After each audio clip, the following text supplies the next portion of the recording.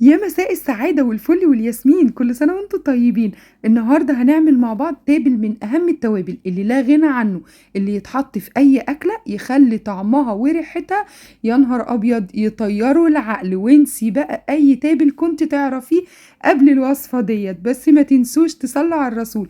التابل النهاردة يقدر يدخل معاكي في سليق اللحمة، في سليق الفراخ، يخش معاكي في شوي اللحمة، في شوي الفراخ، في كل المحاشي، في كل انواع الطبيخ. تابل بجد تحفه. هقولك على كل اسرار وتركات التوابل الخاصه بتاعتي، بس ما تنسوش تدعولي دعوه من القلب. ويلا بينا نصلي على الرسول ونشوف التوابل بتاعتنا. معايا هنا كمون، وده كمون مطحون، ومعايا كمان قرفة سيجار وتقدروا تستخدموا بدلها اللي المطحونة، ومعانا اللومي اللي بنعمل بيه الكبسة والبرياني والرز البسمتي بتاعنا، وده زر ورد يا جماعة، وده بيبقى شكله عبارة عن وردات كده صغيرة. كل التوابل اللي هتشوفوها من مجموعة التوابل دي تقدروا تستبدلوها بتوابل مطحونة، هتلاقوا جزء مطحون وجزء صحيح. يعني انا استخدمت الاتنين، وكمان استخدمت ورق لورا وحبهان، وده شكله، ولو بتقولوا عليه في الدول العربية بتقولوا عليه هيل وورق غار.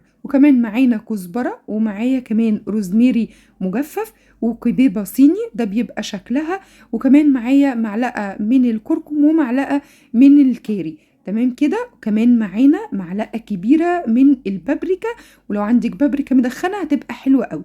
وده كمان هنا قرنفل مسمار، ده بيبقى شكله يا جماعة، بوريكوا شكل البهارات للناس اللي ما تعرفش شكل البهارات. ودوت جوز الطيب بيبقى شكله بالمنظر ده. وكمان معانا بقى التركات بقى التحفه اللي هتخلي لك التابل بتاعك ده الله اكبر عليه، هتحوله 180 درجه. ده يا جماعه اسمه خلنجال او خلنجال، بنجيبه من عند العطار. هو بيبقى حصى كده او بيبقى حتت كده ناشفه ومجففه. وكمان معانا جنزبيل بودر، وكمان معايا سماق اللي بنستخدمه للمشاوي والسلطات. تمام كده. اهم حاجه انك تجيبي من عند العطار الخلنجال والجنزبيل، تجيبيهم بودر علشان هيكونوا صعبين في طحنهم، فتجيبيهم كده بودر هيسهل عليكي الموضوع. دلوقتي بقى هنجيب المطحنه بتاعتنا اللي موجوده في كل بيت، ونحط حبه حبه من البهارات بتاعتنا. اهم حاجه انك تشغلي وتوقفي.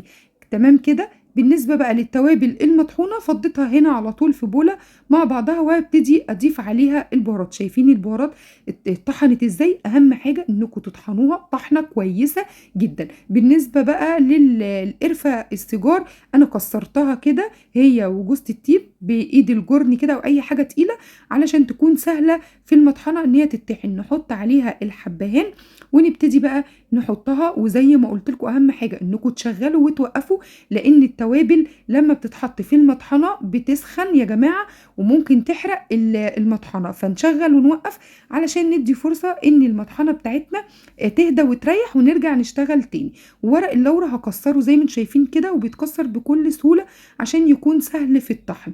شايفين ده شكله كده بعد ما اتطحن وبقى ناعم جدا. ريحته بقى يا نهار ابيض، مش قادره اقول لكم ريحته قد ايه خطيره. بجد التوابل دي قسما بالله هتدعولي عليها دعوة حلوة من القلب. انسوا كل التوابل اللي انتوا بتجيبوها، ولا 7 بهارات اللي بيضحك عليكم وبتجيبوها من عند العطار، ولا ليها اي صلة بالتوابل الاصلية. دي التوابل الخاصة بتاعتي اللي هتتحط في اي اكلة. انسوا بعدها هتقولوا لي تسلم ايديكي يا انجي على الوصفة السحرية بتاعتك ديت. هجيب بقى دلوقتي بطرمان انا غسلاه وعقمته في الميكروويف او في مية سخنة. المهم انك تعقميه كويس جدا، وهبتدي افضي التوابل بتاعتي كلها.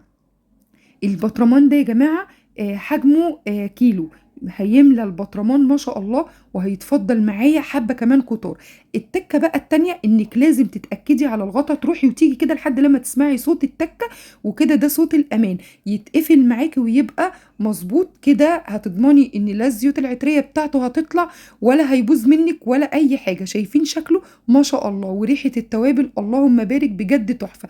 ما تنسوش لايك وشير للفيديو وكومنت حلو للتشجيع ودعوة حلوة من القلب، واقول لكم اشوفكم في رعاية الله، وكل سنة وانتم طيبين. مع الف سلامة.